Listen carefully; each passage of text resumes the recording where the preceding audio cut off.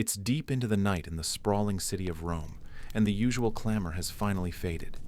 The marketplaces are silent, the taverns shuttered, and only the flickering glow of scattered torches lights the narrow, ancient streets.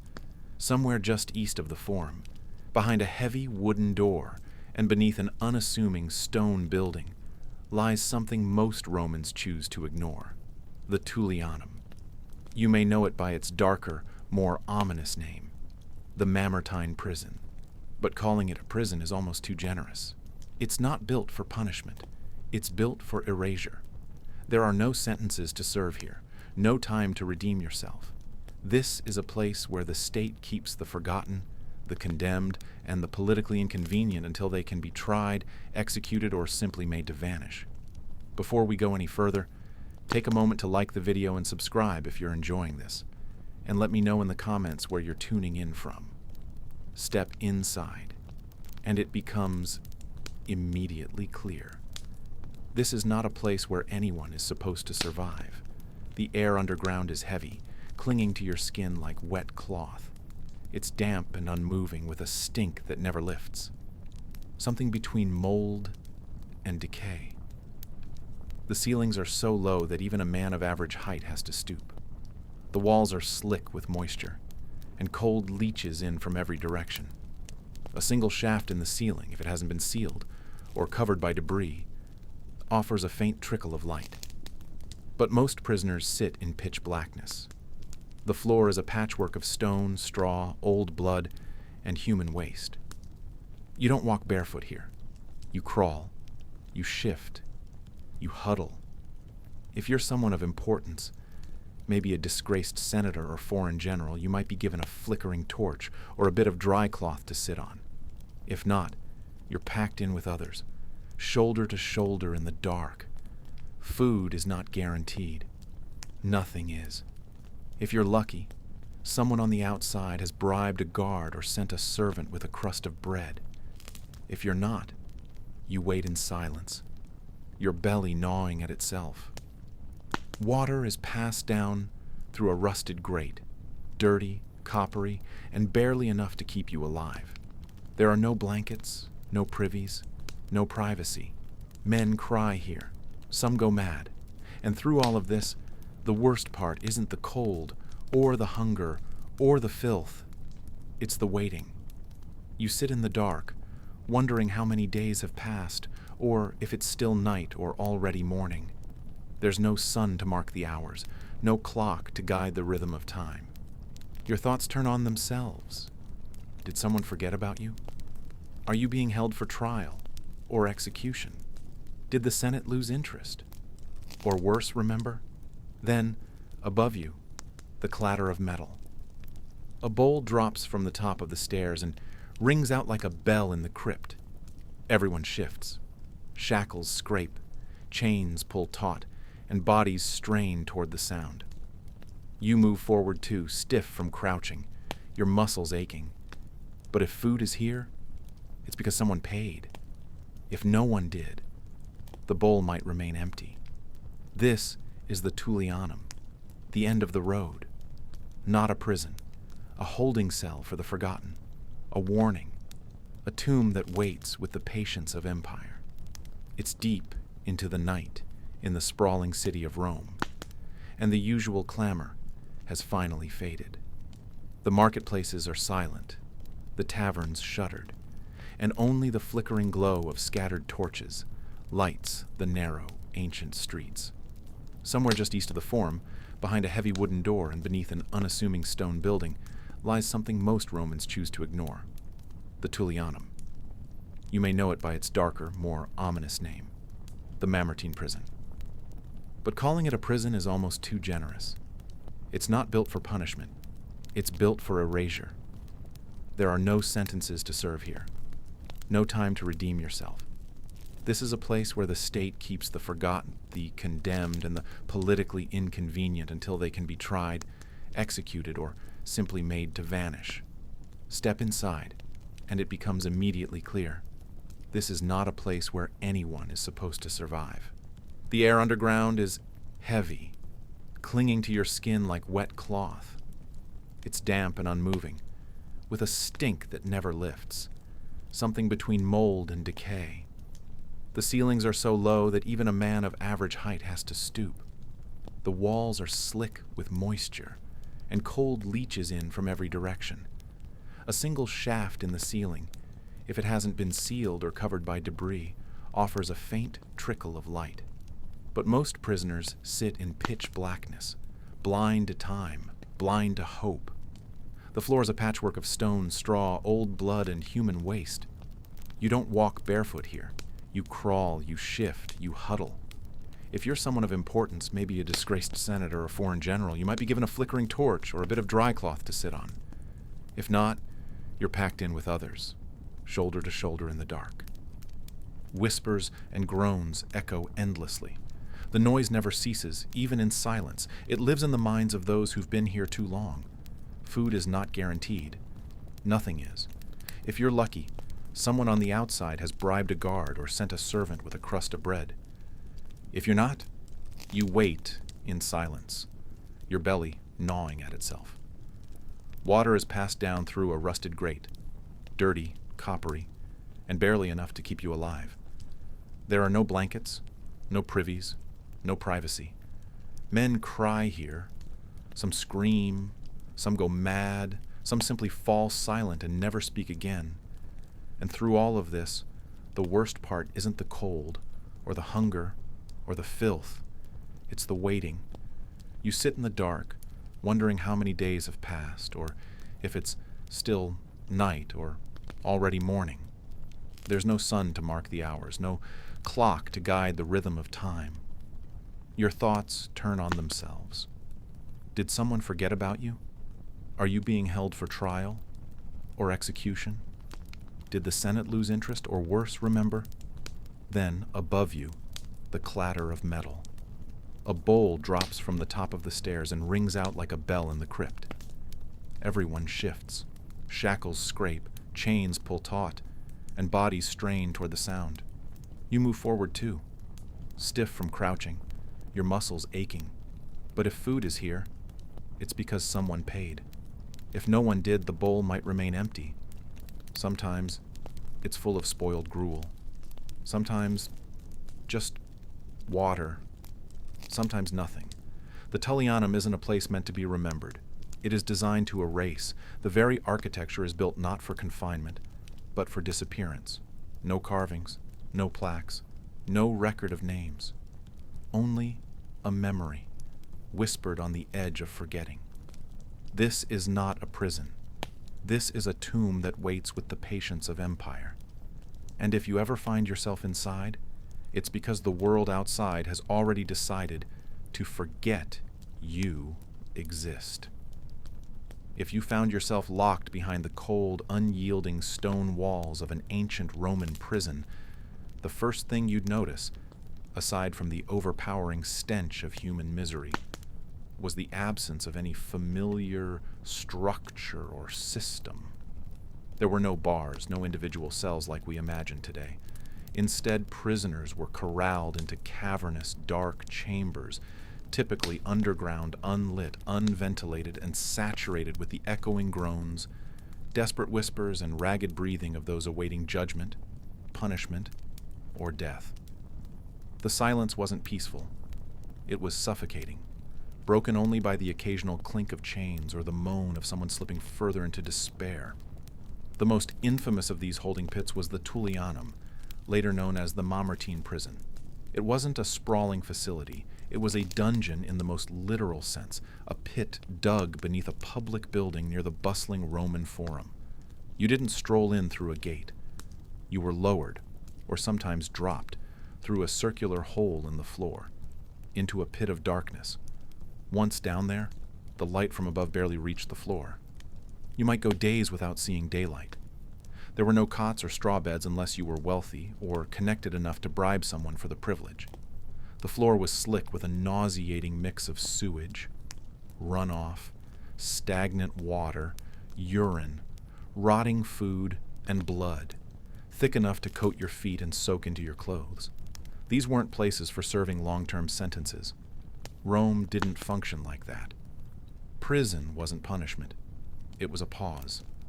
a liminal space, a grim waiting room for death, public execution, exile, or in rare cases, trial. If you were confined here, it likely meant one of three things.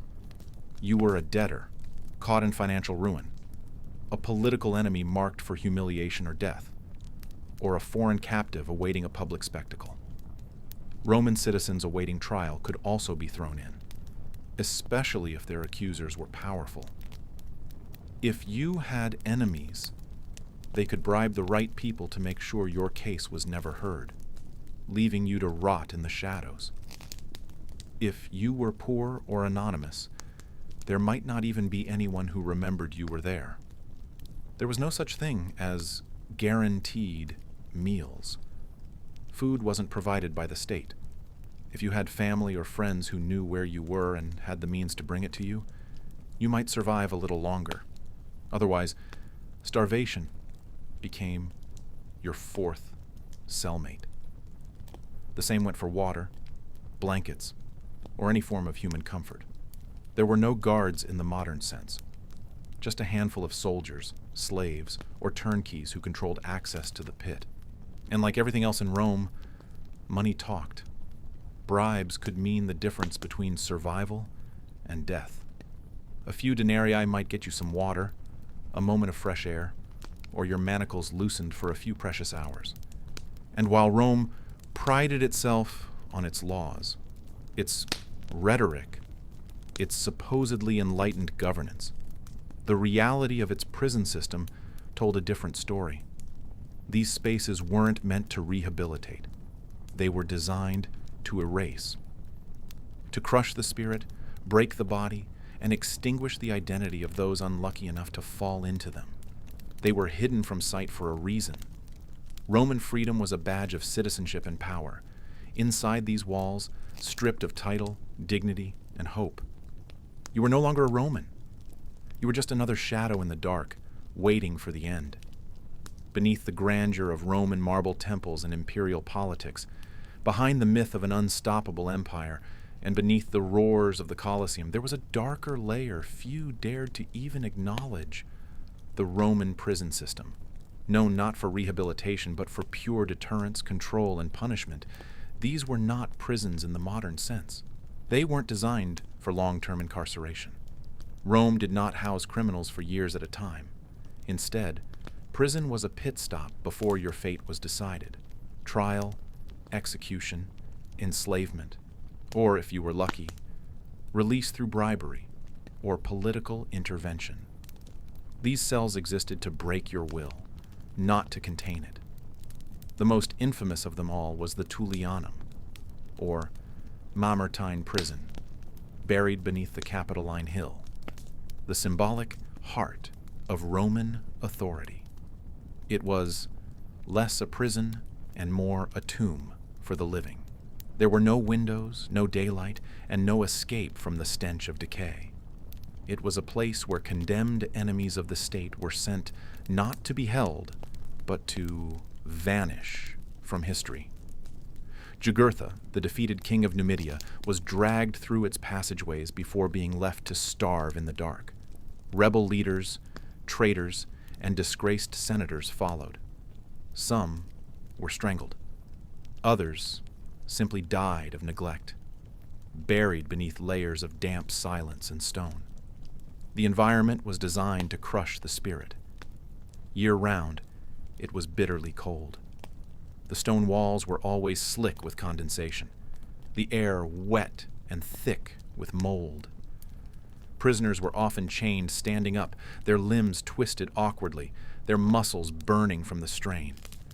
The food was scarce and unpredictable, scraps thrown through grates, often fouled or dropped onto the filthy floor.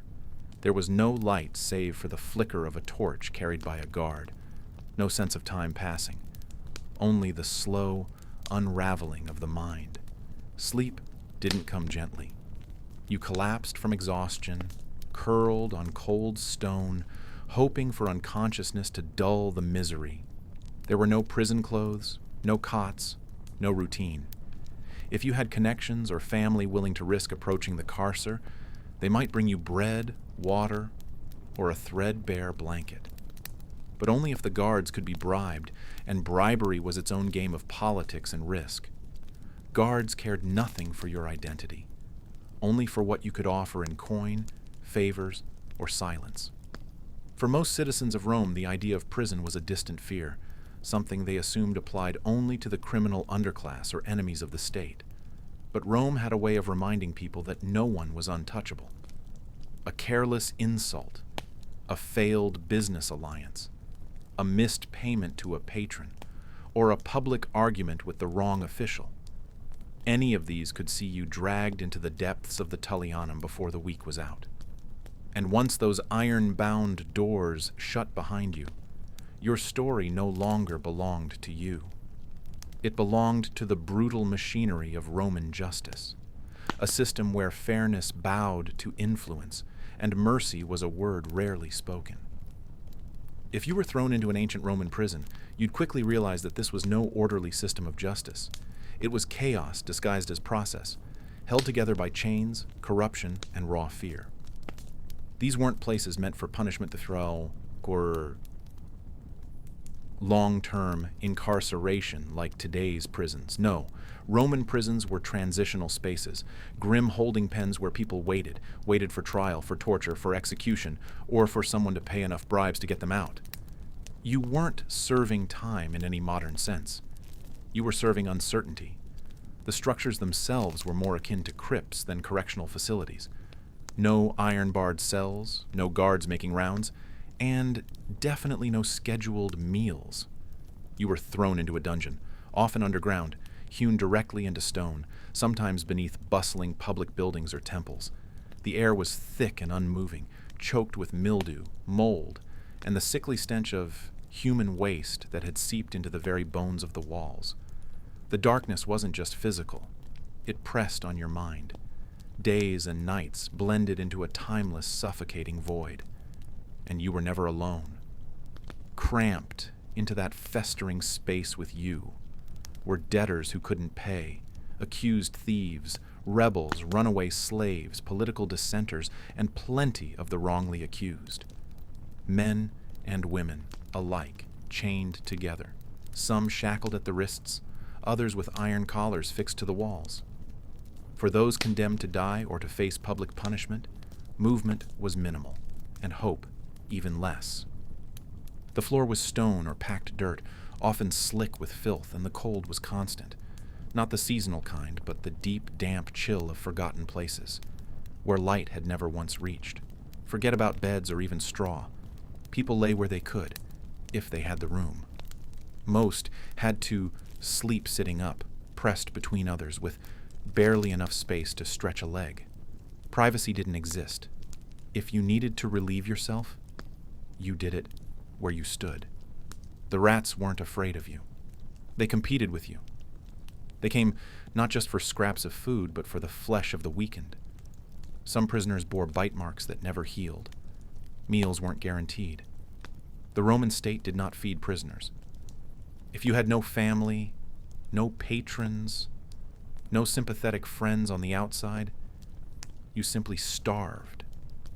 Those who could afford it bribed guards to bring in food, or, better yet, to turn a blind eye while visitors snuck something in. Water was drawn from nearby wells, or poured into cisterns that were rarely cleaned. It tasted of rust and filth, and carried diseases that bloomed on the skin and deep in the lungs. And here's the part that truly defies modern sense. Not all prisoners were convicted. Many were simply awaiting trial. Some had been arrested on suspicion and held indefinitely, trapped in limbo as their fate dragged through the legal system, or worse, stagnated entirely. A person could rot for months, even years, without ever standing before a magistrate. Unless you could bribe someone to take interest in your case, or unless a powerful advocate intervened, your future was as dark as the hole you lived in. Guards weren't there to keep order. They were there to make money. You wanted lighter chains? Pay. You wanted to sleep in a slightly less crowded corner? Pay. You wanted to avoid a random beating today? Pay. Everything was negotiable. Everything had a price. Justice in Rome was transactional. If you were poor, you had no leverage. You didn't just lose your freedom. You lost your identity. You vanished into the stone and the silence, and the best you could hope for was that someone, somewhere, still remembered you existed. By dawn, the prison was already awake. Not with light or warmth, but with a cacophony of noise. Chains clanked like dull bells, orders were barked with hoarse urgency, and bare feet shuffled across the cold stone floor in a miserable chorus that echoed endlessly through the corridors. It was the soundscape of despair, signaling the start of another day in a place where time barely moved. Inside the dank, lightless bowels of a Roman prison, the concept of morning was more of a memory than a reality. The stone walls swallowed the hours, and no sun ever truly reached within. A few barred slits, cut high into the walls and blackened with grime, allowed only a thin whisper of daylight to seep through, and even that seemed reluctant. The air hung heavy with moisture, never fresh, never moving, and it gnawed at the skin, made wounds fester, faster, and brought a cold that clung deep into the bones. Guards made their first rounds early, not to check on the well-being of the prisoners. Such concern had no place here, but to remind everyone who held power. They stomped through the corridors with deliberate force, shouting names like curses, distributing beatings, or dragging out those scheduled for interrogation, public transport, or, more ominously, execution. The sound of iron keys scraping against rusted locks sent waves of dread through the cells. Even the toughest criminals went quiet when the bolts turned. Each creak of an opening door could mean a new fate, a summons, a punishment, or a one-way walk into the unknown. If you were lucky, or had the means, morning might bring a scrap of food. A crust of dry bread, maybe, or a scoop of thin, greasy broth that looked more like dirty water than sustenance. If you were broke, friendless, and forgotten, you got nothing. Sometimes not even that. The guards didn't care who lived or died. The only prisoners who fared better were those with connections outside, or those who could bribe their way into a few privileges. A coin slipped through the bars might buy you a less moldy loaf, or, on rare occasions, a few sips of watered-down wine. But for most, hunger was the only thing guaranteed. The first meal of the day was more often a gnawing emptiness that settled into the pit of the stomach and stayed there. The stench was unbearable, especially in the morning. After a night of sweating bodies crammed together, waste pots overflowing, and the constant presence of rot and mildew, the smell struck with full force the moment the first body stirred. It choked the breath and clung to clothes and skin. Rats scurried openly in the straw, as much a part of the prison as the iron bars. Lice crawled from man to man, indifferent to wealth or innocence. The floors were slick with filth, the walls wept moisture year-round, and disease lurked in every scratch and cough. And yet, somehow, routine emerged. As the guards moved on and the echoes faded, the prisoners returned to their patterns. They settled into their corners of the stone floor. The ones still capable of speech traded news and rumors, of trials being delayed or rushed, of fellow prisoners vanishing without a word, of the magistrates and their moods. Some speculated about who might earn release, who had bribed a guard or who hadn't survived the night. A few whispered prayers to distant gods. Others sat in silence, waiting for whatever came next. In the world above, the city of Rome stirred to life. But down here, in the shadowed underworld beneath it, the day had begun, and it already felt like night. Prison in ancient Rome wasn't built for redemption. It wasn't there to correct, to instruct, or to give a second chance. It wasn't even built to punish over time. Roman prisons existed for one reason and one reason only: containment. They were cruel, airless thresholds, a temporary hell before the real sentence was handed down. If you found yourself behind those cold stone walls, it meant your end was near. Trial, exile, torture, or execution Those were your only paths forward. And of all the places you could end up, none inspired more dread than the Tullianum, the subterranean void later known as the Mamertine prison. This wasn't a prison in the way we think of prisons today. There were no cells to separate the accused from the condemned, no daily schedules, no visitation rights or legal protections. There were no windows to offer glimpses of the outside world, no beds to collapse into, no guards making rounds with oil lamps. The Tullianum was buried in the heart of the Roman Forum, but it felt like it had been carved from a nightmare. This was a hidden scar beneath the empire's skin, cut deep into volcanic stone, humid and reeking and entirely indifferent to time or suffering. You didn't walk in through a door.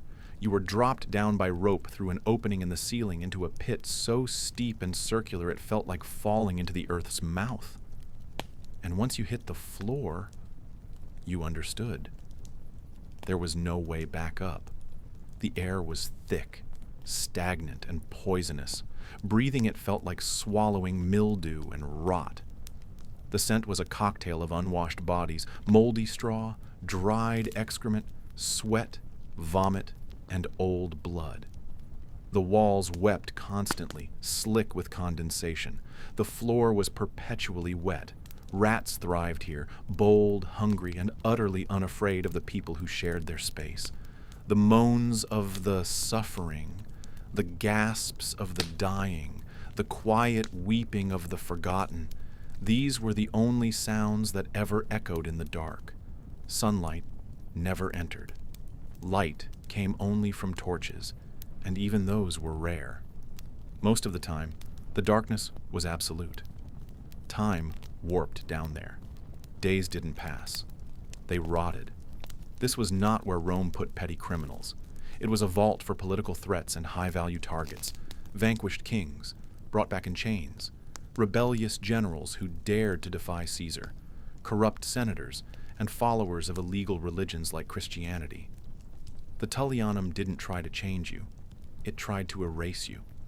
Some captives were held just long enough to prepare their execution. Others were left for weeks, slowly unraveling in the dark.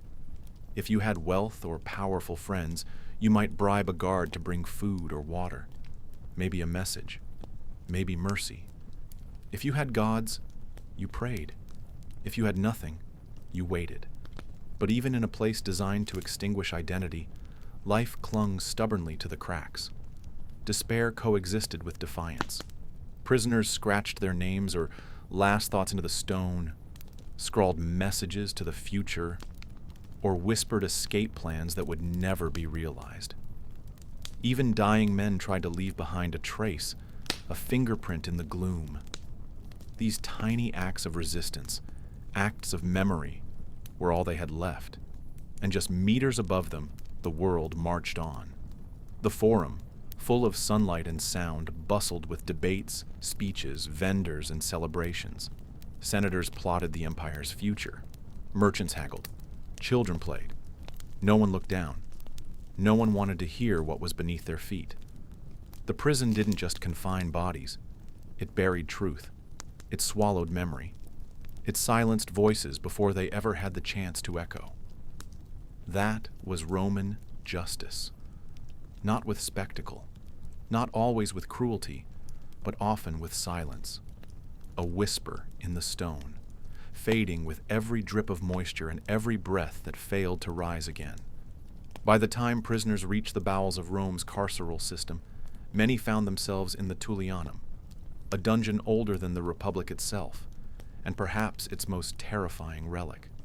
Tucked beneath the Capitoline Hill like a buried secret, this grim, underground chamber was less a place of imprisonment and more a deliberate descent into oblivion.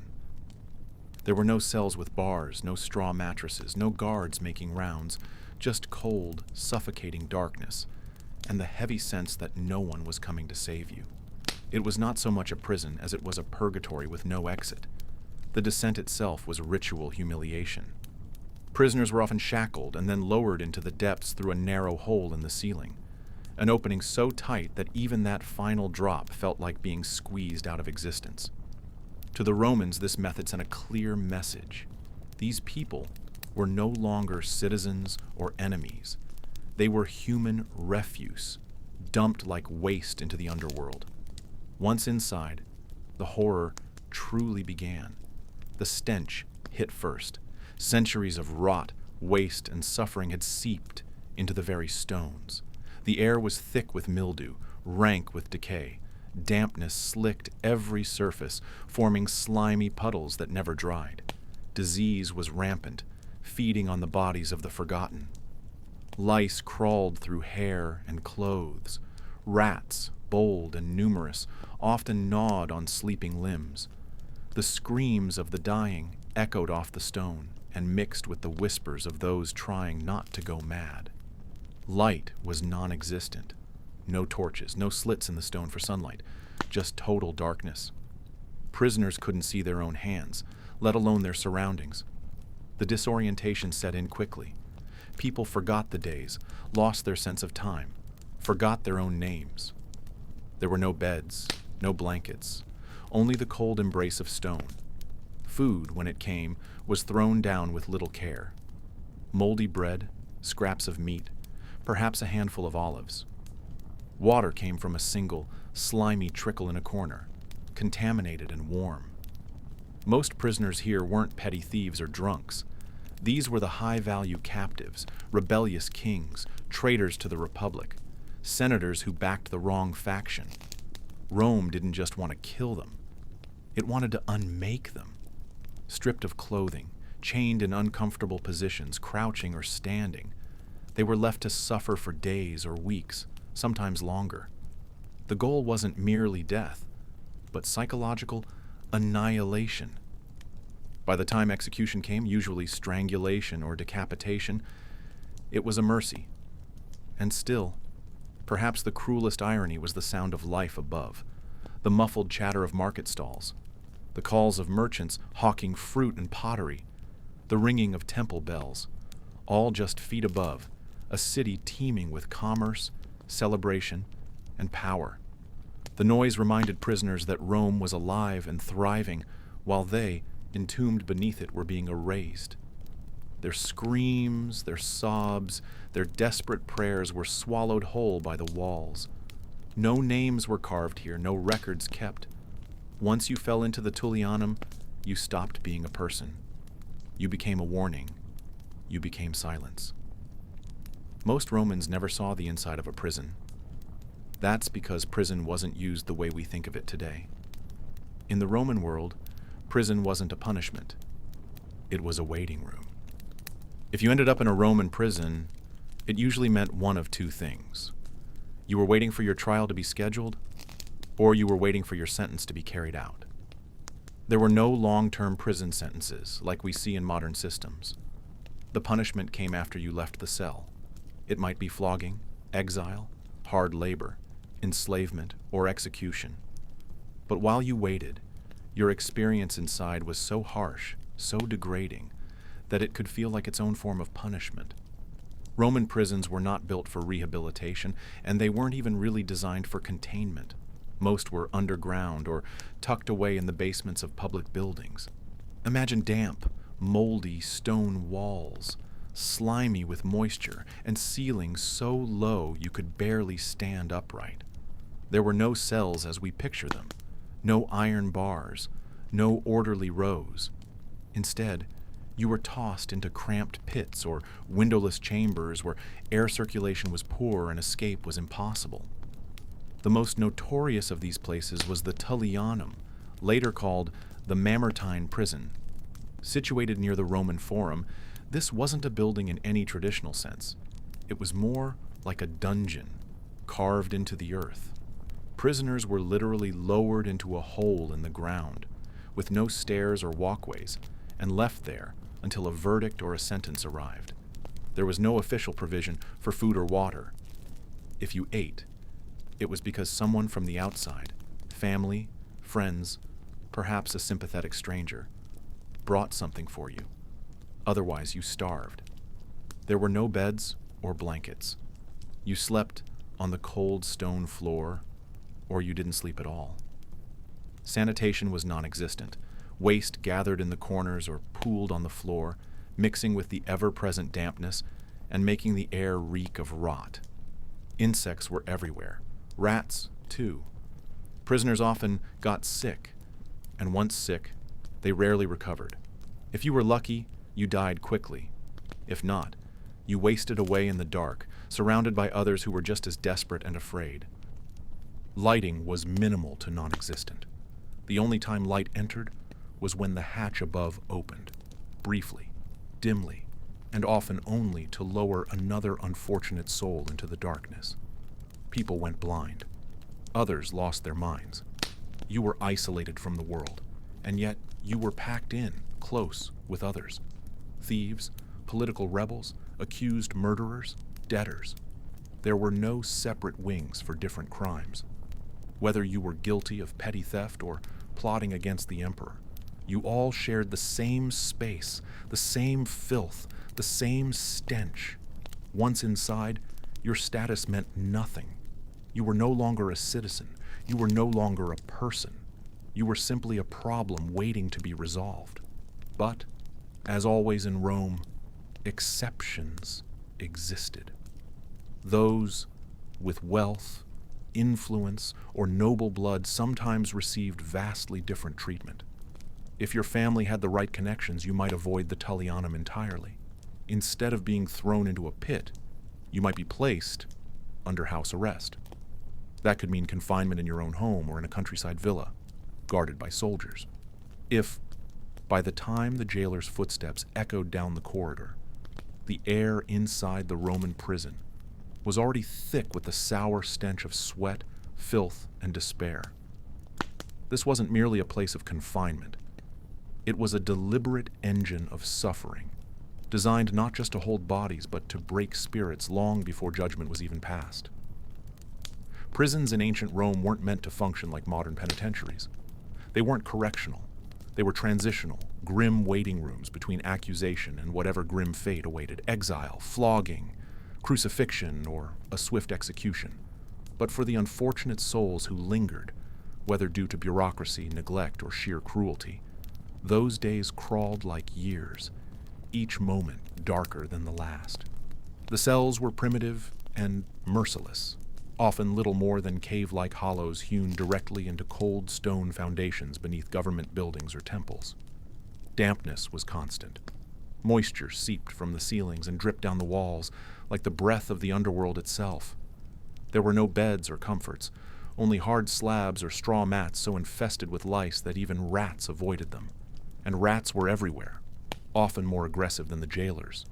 Light, when it managed to penetrate the gloom, came in through narrow stone slits or rusted iron grates placed high above the reach of any prisoner.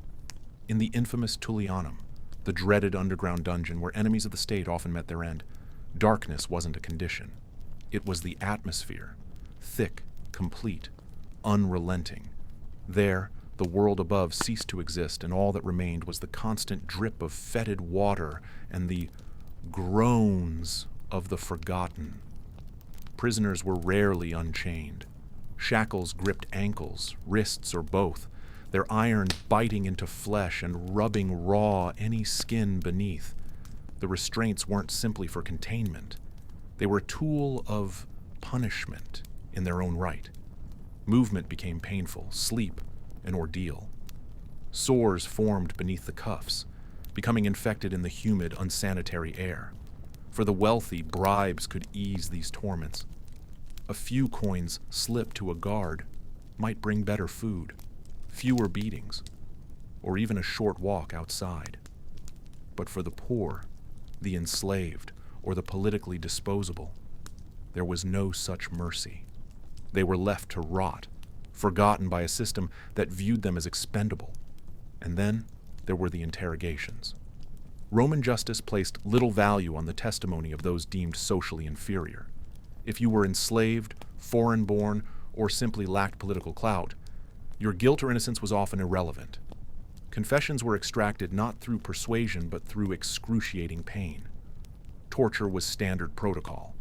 Suspected criminals might be whipped, burned with hot irons, or suspended by their limbs until joints gave out, Screams echoed through stone walls as confessions, truthful or not, were pulled from broken mouths.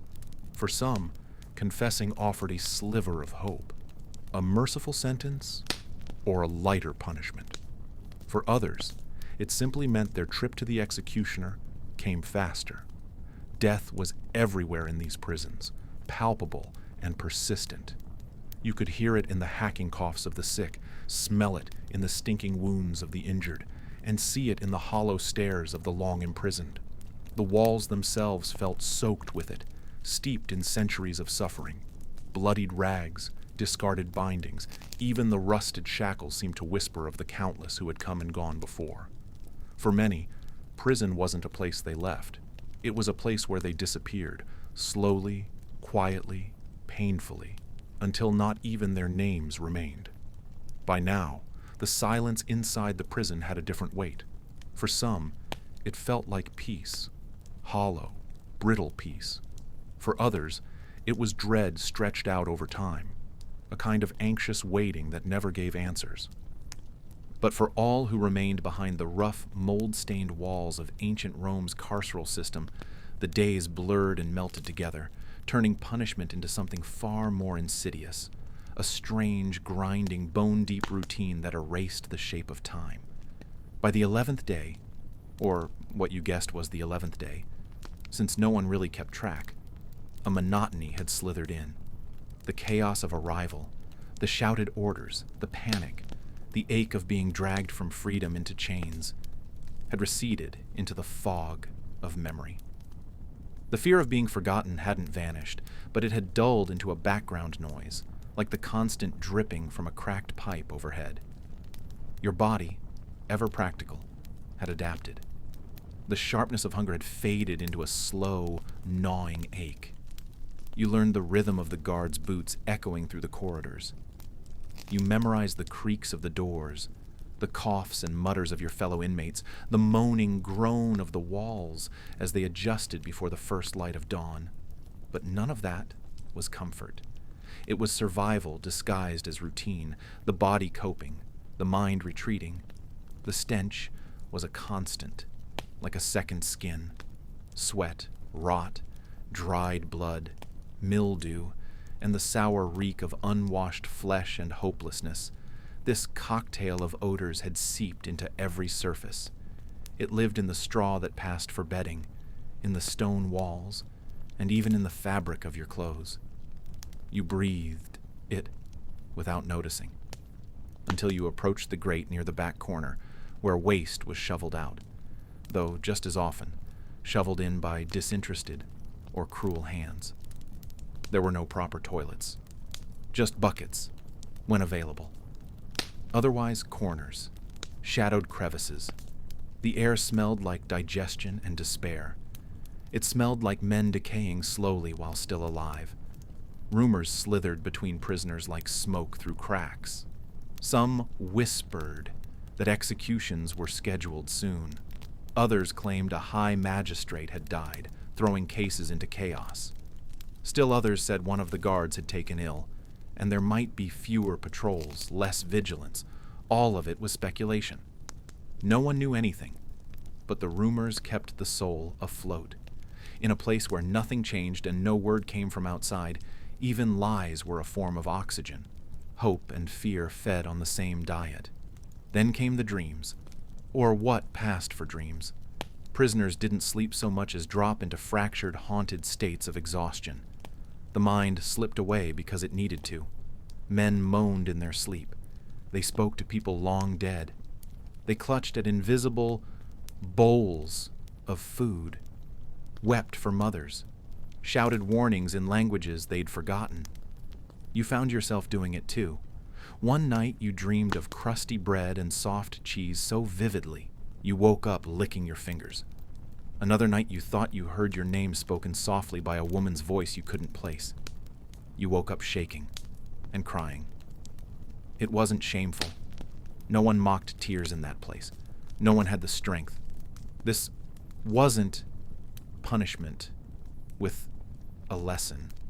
It wasn't meant to correct or even to judge. It was inertia, a system that didn't care what you had done, only that you vanished. If you weren't careful, you would vanish from yourself. Forget who you were, what you believed, why you ever hoped.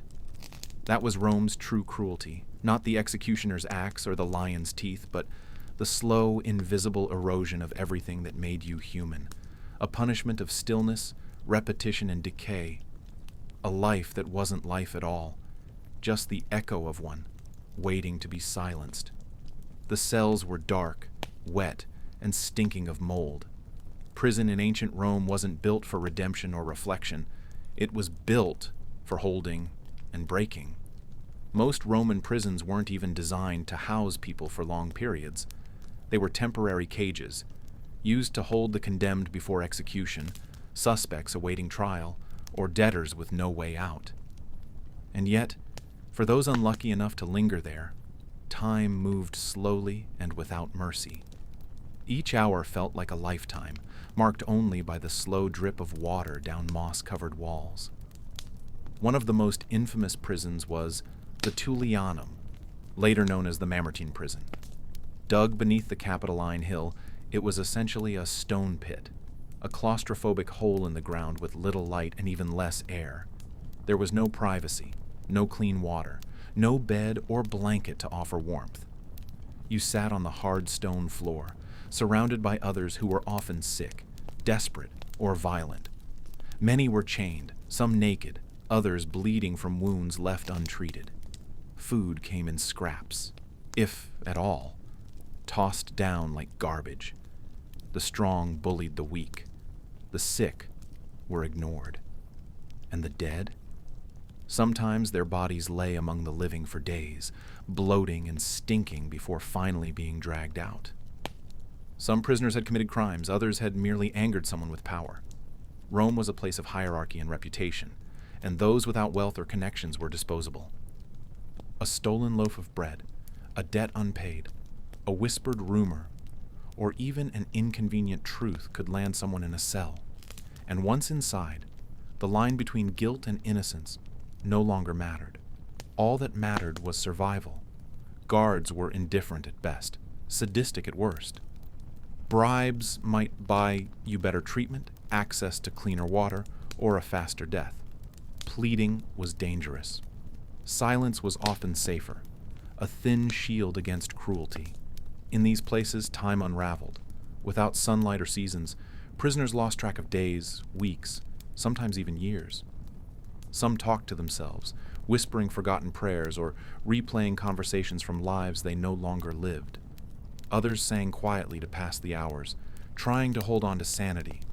Hope was rare, and when it came, through the sound of footsteps, a whispered message from a sympathetic guard, or the distant rattle of keys, it was just as likely to bring execution as release. The moment you heard your name, your stomach twisted. Was it freedom, or was it the end? Roman prisons weren't places of order. They were places where societies forgotten were thrown into shadow, where people disappeared into the silence. In the rot, in the stink, in the cold of the stone, their stories ended without anyone noticing. And above it all, the city kept moving. Vendors shouted in the streets, senators debated in marble halls, gladiators fought in the arena. Rome thrived, indifferent to those who had fallen below its feet, swallowed by darkness. By the time a prisoner reached the depths of a Roman prison, their fate was already sealed.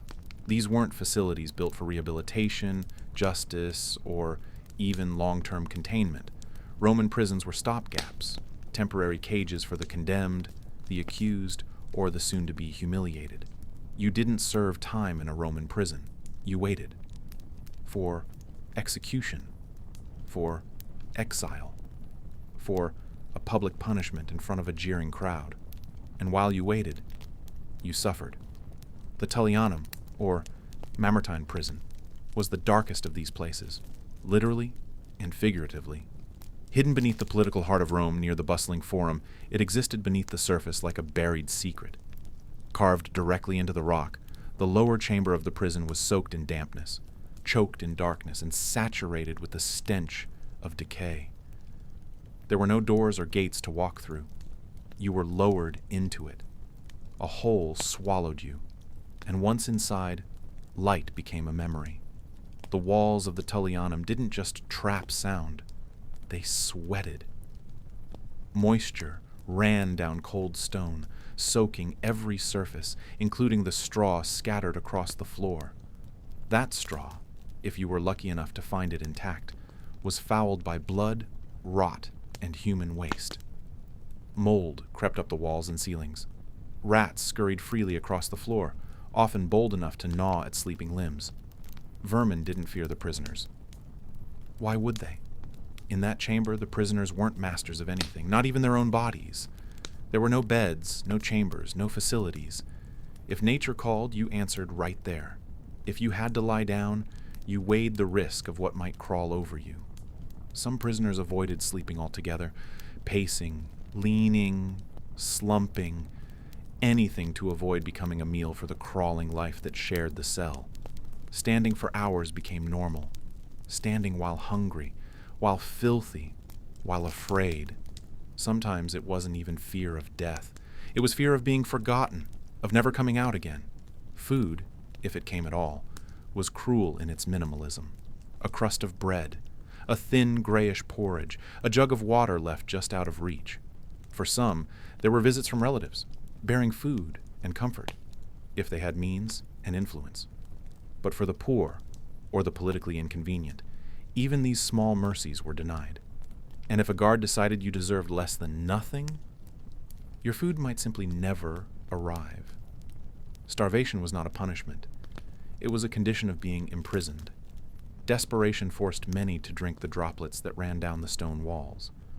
No one asked if the water was safe.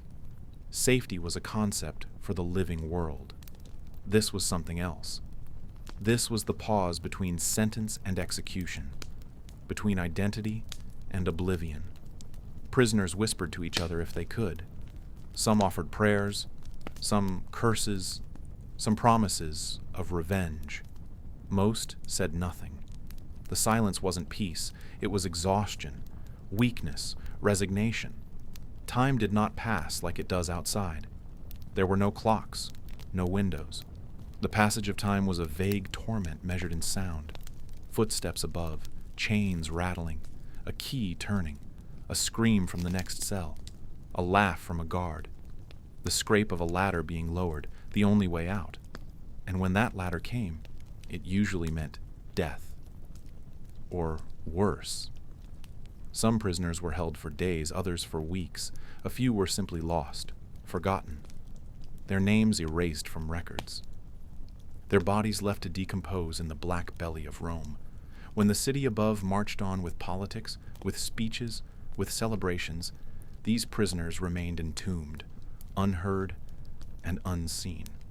Roman justice was brutal, but it was efficient. Spectacle was saved for the crowds. Suffering, meanwhile, was left to fester in places like the Tullianum. Roman prison wasn't about correction. It was about control. It was about breaking the human spirit before a public breaking of the body.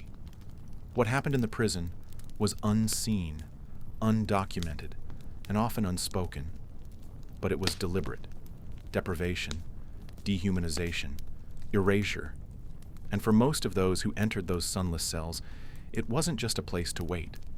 It was the last space they ever inhabited, the final room in their story, the last stop before history moved on without them. Tonight, we're descending into the lesser-known depths of Roman justice, the grim, cold, and merciless world of incarceration. Ancient Roman prisons weren't designed for rehabilitation, reflection, or serving out long-term sentences. These were brutal way stations, holding pens for the condemned, cages for the disgraced, and waiting rooms for either execution or exile. But what if fate had turned against you? What if you were one of the unfortunate few condemned to linger within those suffocating walls? What did daily life actually look like for the forgotten? Left to rot in the shadows of Roman punishment? First, let's build the world around you. Forget any modern notion of prison bars, individual cells, or dimly lit corridors patrolled by guards. The reality was far more primitive and terrifying. Roman prisons were often crude, underground vaults known as carceres. The most infamous of these was the Tullianum, later referred to as the Mamertine prison, carved into the rock beneath the Capitoline Hill, just a short walk from the grandeur of the Roman Forum. This was not a prison built for light or hope. It was a pit, a sealed stone cavity, damp, claustrophobic, and reeking with a mixture of mold, decay, and despair. The lower level was essentially a subterranean tomb with one entrance, a hole in the ceiling. If you were lowered into it, chances were you weren't climbing back out alive. Now picture yourself in that place. You're chained to a wall, slick with condensation, the iron manacles biting into raw, infected skin. You can barely see beyond the silhouettes of other prisoners, men condemned like you. But don't expect sympathy or brotherhood. These are not misunderstood victims of society. These are enemies of the state, political dissidents, thieves, traitors, and murderers. The darkness is near total. There are no torches, no warmth. You can barely tell night from day. There are no beds, no straw, just hard stone and whatever insects crawl in from the cracks. There is no sanitation. Your toilet? A fouled corner of the chamber, shared by everyone. The stench is inescapable. Your own body begins to rot alongside the others. Lice and fleas feast freely on open wounds. Rats scurry through the filth, and the air hangs thick, oppressive, with the smell of human waste, sickness, blood, and desperation. If you're fed, it's not by the Roman state. It's because someone from outside bribed a guard to toss you a scrap of bread or a sloshing skin of water. If you had no one, you had nothing. Time passes differently here, not in hours or days, but in degrees of decay, of sanity slipping away, of hope rotting. The only measure of time is the shuffle of footsteps above or the distant clink of chains. The creaking of the heavy wooden door makes every heart in the pit stop. It never means freedom. It usually means interrogation, torture, judgment, or death. Prisoners weren't divided by crime. A debtor might be shackled next to a murderer. A starving thief might cling to life beside a political agitator. Everyone breathed the same fetid air. Everyone waited. Some would be released, if they had the right allies or money, but others would vanish quietly, their bodies dumped into sewers or buried in mass graves. Some were executed publicly. Others simply faded away in the dark. There were no guards in shining helmets pacing the halls. Roman prison keepers, known as custodes, weren't there to ensure your safety. They were there to prevent escape, collect bribes, and carry out sentences. They were not protectors. They were gatekeepers of misery. If you had money or influence, you could purchase marginally better treatment, a blanket, an extra loaf of bread, maybe a note delivered to family. But if you had nothing, you were invisible. So the next time you picture ancient Rome, its grand marble arches, sun-drenched plazas, and mighty senators in togas, remember this: beneath that facade of civility lay a darker truth. In the underbelly of the empire, buried beneath layers of stone and silence, men and women were left to rot, chained to the walls of a pit, forgotten by all except those who heard their final cries in the dark. That was prison in ancient Rome. Not a sentence, but a slow, silent ending. In the deeper shadows of ancient Roman society, beyond the shining marble columns and the deafening roars of the Colosseum, sat a grim and almost unspeakable reality: the carcer, the Roman prison. This wasn't a place of structured sentences or justice served. It was a forgotten pocket of Rome, where time, hope, and identity slowly unraveled. If you ended up here, your life didn't just take a detour, it slipped into limbo. The Roman prison wasn't designed to punish in the way we understand today. It wasn't rehabilitation, and it wasn't meant for long-term confinement. It was purgatory. You were there to wait for a trial, for exile, for execution, or sometimes for absolutely nothing. Imagine yourself inside. You've been shoved behind massive wooden doors strengthened with iron bands. They slam shut with a finality that rattles your bones. The air turns instantly foul. Every breath you take is heavy with the sour stench of rot, mildew, sweat, and unwashed bodies. There's no window. The only light flickers from a torch far down the corridor, its flames barely licking the edge of your vision. The walls are solid stone, slick with damp, always cold to the touch, no matter the season. The floor is either uneven cobblestone or compacted dirt, sticky and grimy with substances best not identified. You won't find a bed. At best, you might claim a dry corner to crouch in, assuming another prisoner hasn't already claimed it. This place wasn't built for human beings. Roman prisons, like the infamous Tullianum near the Forum, were often underground, cramped, and utterly inhumane. The Tullianum in particular was notorious. More dungeon than prison, it was a suffocating, lightless tomb beneath the city's surface. Here, high-value captives like Jugurtha of Numidia or the Gallic leader Vercingetorix spent their final days before being marched to public execution. There were no guards with clipboards or structured routines. There was no concept of serving your time.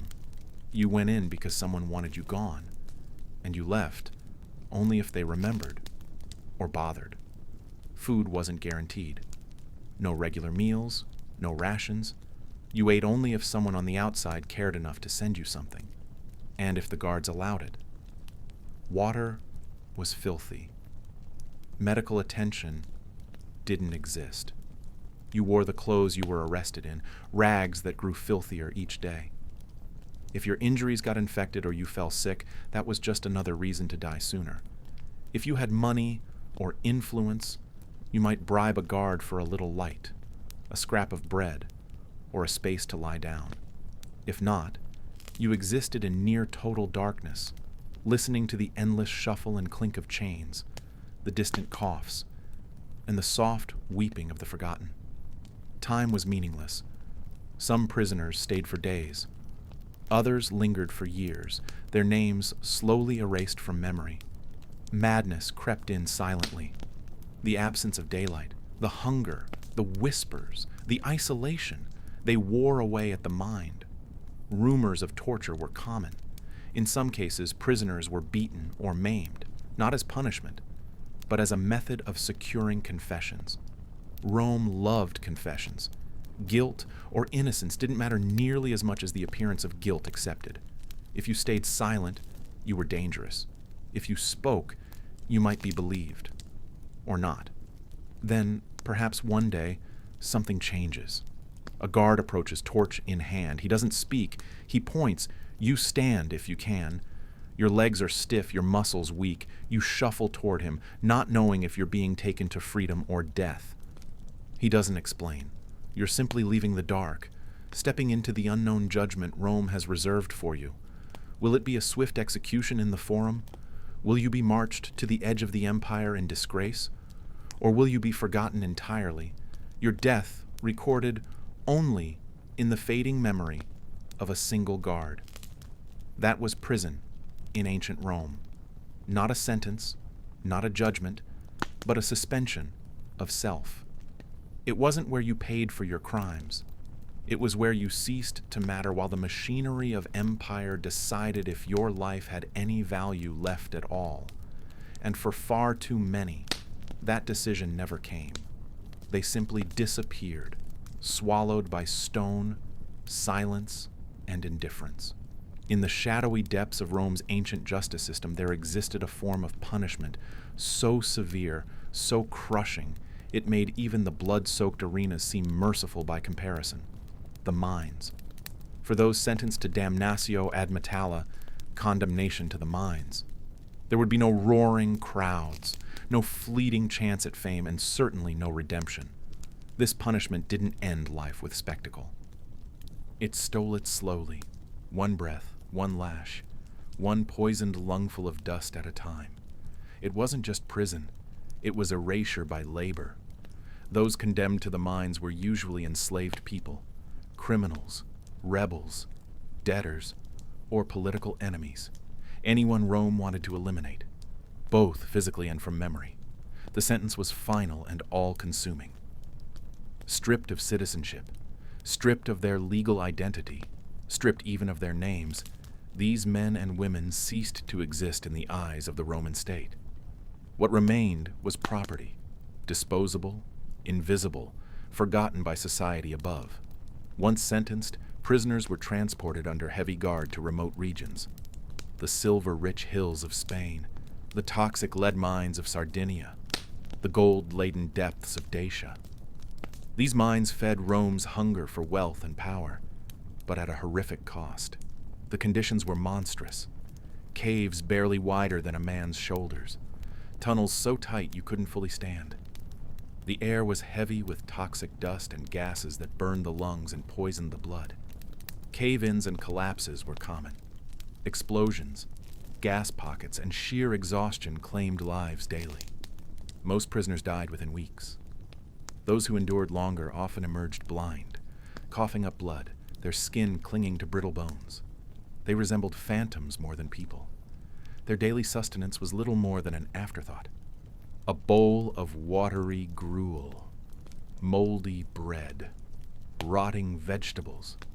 On rare occasions, a scrap of salted meat. Water was rationed strictly, just enough to keep the body working. Sleep came in fits, if at all, on cold stone floors with no light, no warmth, and no reprieve. Medical care was non-existent. A cut could kill. A fever was a death sentence. Supervision came from overseers who were often slaves themselves, granted a marginal edge of authority in exchange for cruelty. They wielded clubs, whips, and chains, enforcing order with violence. Silence was mandatory. Talking invited punishment. Laughter was unthinkable. Singing, forgotten. The only sounds that filled the tunnels were picks striking stone, chains clinking, and the soft groans of the dying.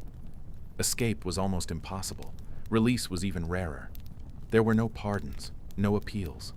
The average lifespan of a condemned miner wasn't measured in years. It was measured in months. This wasn't justice. It was a machine of slow death disguised as industry. And from the outside, it was frighteningly efficient. For Rome, the system worked. For those buried in its veins, it was annihilation in slow motion. The Roman mines weren't just places of suffering. They were factories of oblivion. They stripped people of identity, memory, and meaning. In a society that thrived on order, law, and spectacle. Some punishments were so dehumanizing they were designed not to be witnessed, not to be remembered. But that's exactly why we must remember them. Because behind every ingot of Roman silver, every ounce of Roman gold, was a human cost too cruel to tally, paid in silence, in agony, and in forgotten names lost beneath the stone. If you were sentenced to prison in ancient Rome, your suffering didn't begin in the cell. It began the moment your fate was declared. There were no formal trials as we know them today, no standardized sentencing process designed to ensure fairness or transparency. For many individuals, especially those from the enslaved population or the lower classes, being thrown into prison wasn't about justice. It was about exerting control, stoking fear, and setting an example. The Roman legal system was a tangle of privilege and brutality, where outcomes often depended less on guilt or innocence and more on status, wealth, and connections. Once someone was branded a criminal in Rome, that stain didn't wash off. It followed them relentlessly, shaping how others saw them and how the state treated them.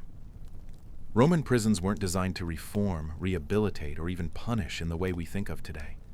Instead, they functioned more like holding pens, temporary cages where people were stashed until something final could be decided: execution, exile, flogging, or being tossed into a public arena for a gruesome show. And yet, for some, these holding periods became indefinite. Bureaucracy, indifference, or personal vendettas could trap someone inside for weeks, months, even years. For these souls, time wasn't measured in days but in degradations. Each new sore, each empty stomach, each sleepless night with fear crawling under their skin. There were no clocks, no sunlight, no fresh air. Just darkness, filth, and the slow erosion of sanity. The physical conditions were nightmarish. Most Roman prisons were located underground, in windowless chambers chiseled into rock or buried beneath public buildings. The Tullianum, Rome's most infamous prison, was a prime example. It sat beneath the Mamertine prison, reeking with decay, soaked through with centuries of suffering. There were no beds, no blankets, and little to no food. Meals, if they came, were irregular and meager. Stale bread, spoiled grain, water that smelled of rot. If you had connections outside, maybe a friend or servant could bribe a guard to bring you something slightly better. If not, you starved. You drank what was there, mold and all, and prayed it wouldn't kill you faster than the rats or the fever.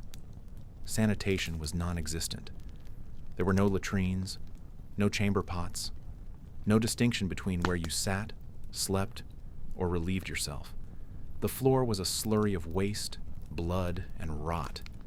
Insects crawled freely. Rats were not visitors but residents. The smell, an unbearable fusion of excrement, sweat, mildew, and sickness, was inescapable. It clung to your skin, embedded itself in your lungs. And, in this chaos, the guards were not protectors or neutral enforcers of the law. They were predators. Bribes were expected, beatings were common, and cruelty was often recreational. A prisoner's body was public property. You could be slapped, kicked, or simply ignored as you screamed for help. And yet, somehow, some managed to endure. In the suffocating dark, patterns emerged. Some prisoners scratched crude calendars into the walls with fingernails or sharp stones.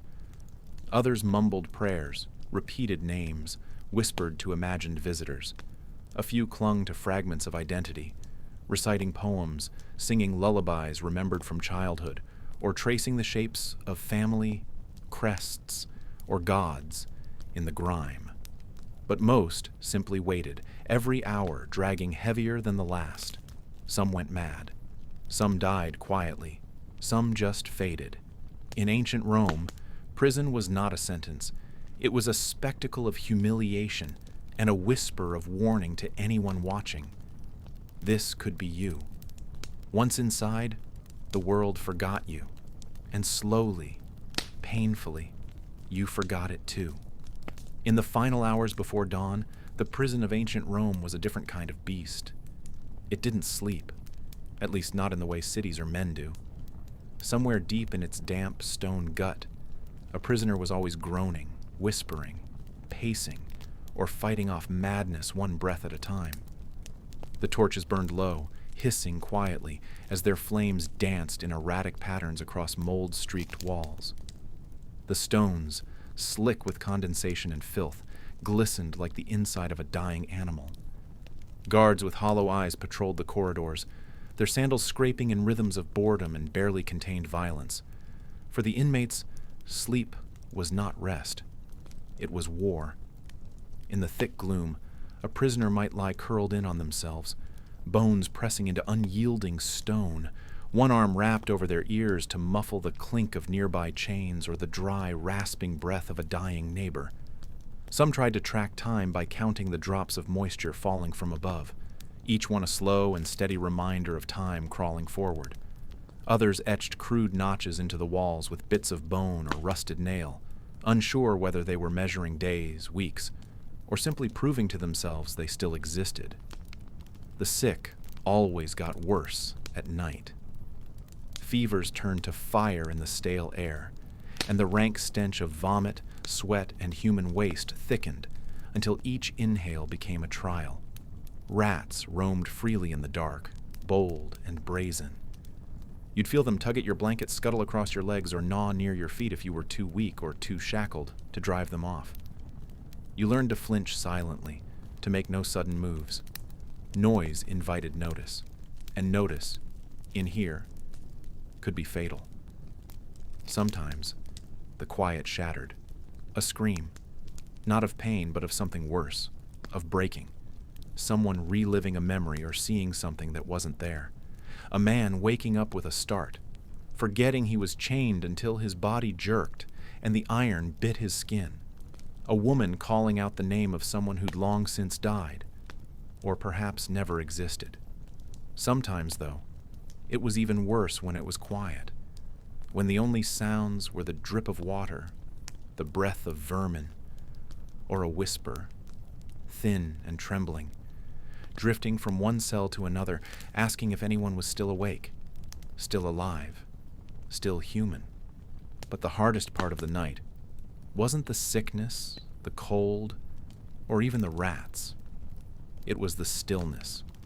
In the absence of light, there was no pretending, no fantasy of a fair trial, or of release, or of a message delivered to a senator who might care. That kind of hope dissolved with the setting sun.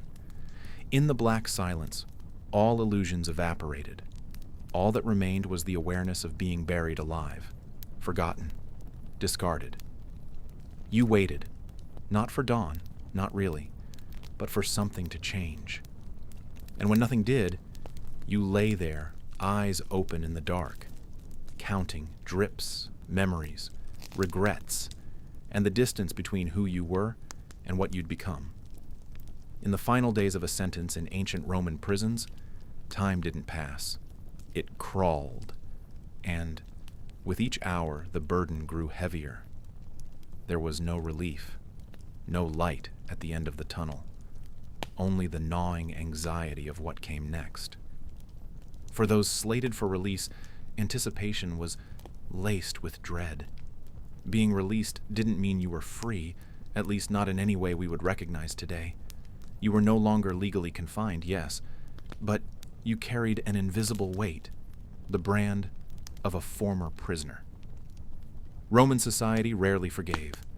That mark followed you into every marketplace, every bathhouse, and every whispered conversation. Employers were hesitant to trust you.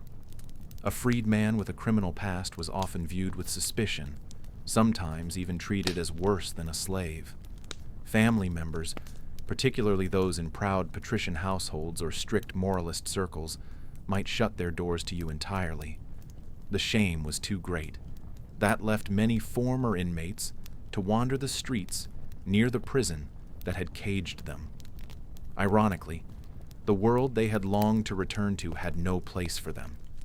They had no coin to buy bread, no home to seek shelter, and no fresh tunic to wear, only the lice-ridden rags that had clung to them throughout their sentence. But at least they walked free. For those whose sentences didn't end with freedom, the future was far darker. Execution was common, and could take many forms, each more brutal than the last. Some were marched to public squares where a sword's edge ended their lives swiftly, if they were lucky. Others were strangled slowly or crucified outside the city gates, left to hang for days as carrion for birds. But perhaps the most perverse fate was being transferred from a prison cell straight into the Colosseum. There, condemned prisoners were thrown to wild beasts or forced to fight trained gladiators for the crowd's bloodlust. In Rome, punishment wasn't just about justice. It was performance. The pain of the condemned became state-sponsored entertainment. Criminals weren't people anymore. They were props in a brutal drama designed to appease the citizens and warn the masses. The more the crowd roared, the more value your suffering had. You might have been sentenced in silence, but your death would echo through the stands, swallowed by applause. On the morning of a scheduled execution or release, a prisoner might receive what passed for a final meal: coarse bread, a flask of sour vinegar wine, and if luck or bribery intervened, a few olives or a small piece of salted fish. It was meager, symbolic, a final gesture before oblivion. Farewells were muttered through rusted bars. Most prisoners died alone. A mother might come, or a lover brave enough to look through the iron slats and memorize a face they would never see again. Sometimes a child pressed their fingers against the stone, confused and silent. Even the guards, desensitized by repetition, felt the weight of these moments. They rarely showed it. There were no tears, no speeches. But the way they closed the door, slower than usual, or the silence that followed the clank of the final lock, those were their eulogies. They understood what most did not, that even a condemned man still hopes, even in his last breath. What lingered in the empty cells wasn't silence, it was memory. The clatter of footsteps long gone, the names carved into damp stone walls, crude prayers etched beside tally marks. The air held the scent of mold, sweat, rust, and dried blood. Every surface told a story of someone who once sat waiting for mercy, for release, for death. And when they were gone, those stories remained, whispering to the next soul who would sit in their place. This was the end of the line in ancient Rome's justice system. Not a clean break, not a new beginning, but a passage from the cell to something darker, something colder, a shadowy reminder that in Rome, justice was rarely blind, and mercy rarely found. In the darkened corridors of a Roman prison, silence had a sound, a deep, oppressive hum that clung to every surface like damp mist. It wasn't the absence of noise that defined the space, but the crushing presence of everything left unspoken. Fear, despair, filth, and the slow decay of hope. Inmates no longer cried out. They'd learned long ago that their voices only bounced off stone walls and died unheard. Some paced in slow, mechanical loops, lips moving in silent prayers or curses. Others lay still, ribs pressing through skin, their bodies as brittle as parchment, blending into the shadows. This was not merely confinement. It was the final act of erasure, a slow unraveling of identity, a place where men became ghosts before death claimed them. Prisons in ancient Rome were not designed for rehabilitation or reform. They were not meant to hold the guilty for long-term sentences. These places were transitional, temporary, and often terminal. If you were still here after days, weeks, or months, it usually meant no one had come for you. No patron, no advocate, no family with coin to spare or influence to wield, no one who thought you were worth the effort. You had been abandoned, forgotten. The sentence wasn't a term measured in years. The sentence was neglect itself. The walls, damp with mildew and the residue of hundreds of lost souls, seemed to conspire with your fate. They pressed inward, absorbing breath, memory, and will. Some prisoners died slowly of starvation, their stomachs caving inward as their eyes dulled. Others succumbed to fever, to infected wounds, to broken spirits. Madness bloomed in the corners like mold, quiet, persistent, inescapable. Some muttered to themselves, others to hallucinated companions. Even the strongest among them began to rot from the inside. The absence of sunlight, the suffocating lack of air, and the perpetual chill that settled into bones were killers in their own right. Vermin grew bold. Rats chewed through shared rations. Lice took up permanent residence on human flesh. Disease was rampant. Dignity evaporated. The boundary between prisoner and corpse grew thinner by the hour. Executions came without warning or explanation. A guard might appear at your cell, keys jangling, and offer a single nod. That was all. No words, no mercy. You would follow, barefoot and blinking against the sudden light, stumbling out of the underground rot to whatever fate had been selected for you. Crucifixion, if the state wished to make a spectacle. The arena, if the crowd demanded blood. Sometimes the end was quieter. A knife in the dark, a rope behind a wall. The silence of a final breath taken alone. Yet even in this suffocating abyss, traces of humanity endured. Small moments resisted the decay. A crust of bread slipped under the door by a guard who still remembered his own mother.